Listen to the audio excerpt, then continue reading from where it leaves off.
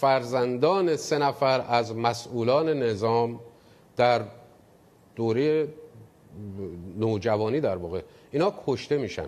یکیشون احمد رضایی است، پسر محسن رضایی که در دبی به قتل میرسه در هتل. یکیشون فرزند ربیعی است، علی ربیعی که وزیر کار الان دولت روحانی است، و یکی دیگه هم پسر خود حسن روحانی که همه اعلام کردن خودکشی کرده است و بعدم رفتن به هر حال به این طریق با این شیوه به پدرش هم تسلیت گفتن و اینها. این فرصت 2-3 دقیقه رو خواهش می‌کنم درباره این کشته شدن این 3 نفر دست کم صحبت بفرمایید. ببینید، بحث فرزند آقای رضایی این بود که آقای رضایی حیات سیاسیشو ترجیح داد به حیات فرزندش.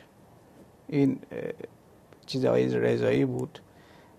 آقای ربیعی در زمانی که فرزندش وقتی که در فرهزاد تهران زدن با ماشین 3 ساعت 4 ساعت نخواستن ایشون برسه بیمارستان به خاطر مخالفت هایی که در دبیرخونه شورای عالی امنیت ملی با بعضی از گروه ها بود این اتفاق افتاد و فوت آقای فرزند آقای روحانی هم در این چارچوب بوده. یعنی آقای روحانی هم خودش میدونستن دلیل فوت پسرش چیه. یعنی اون که گفتن با اسلحه پدرش خودکشی کرد، اینا همه قصه بود که ساخته بودن، یعنی با اسلحه حسن روحانی و او رو کشتن. دلیل نداره که ایشون بیاد با اسلحه پدرش کشته بشه یا خودکشی کنه. بله. اصلا دلیلی نداشت. مخالفت هایی که چرا همش اینا تقریبا در یک چرا اینا همش فقط در یک مقطع اتفاق افتاد؟ یعنی کشته شدن پسرای روحانی و کشته شدن پسرای ربیعی. چه سالی بود حدوداً؟ همزمان بود. یادتون میاد چه سالی بود؟ فکر کنم 83 اینا باید باشه. و اینها در دبیرخانه، فکر کنم اگه اشتباه نکنم، اون موقع آقای روحانی دبیر شورای عالی امنیت ملی بود. اون دوره دبیر شورای عالی امنیت آقای خود روحانی بود. بله، آقای ربیعی هم تو دبیرخونه بود که قبلا آقای ربیعی هم که تو خود وزارت بود.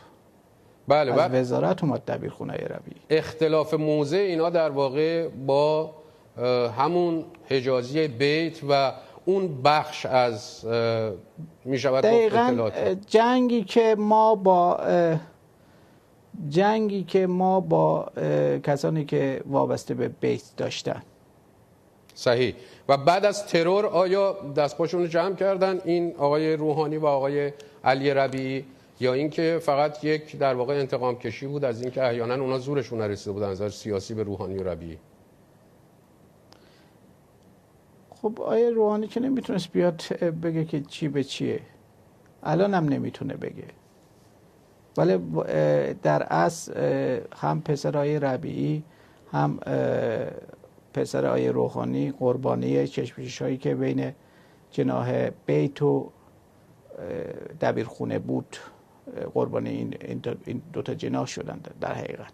بسیار سپاسگزارم آقای دکتر شاهین دادخواه که در این برنامه صفحه آخرم حضور داشتین. الان آقای روحانی و اینها نمیتونن بگن، امیدوارم زمانی برسه که بتونن بگن حقایق.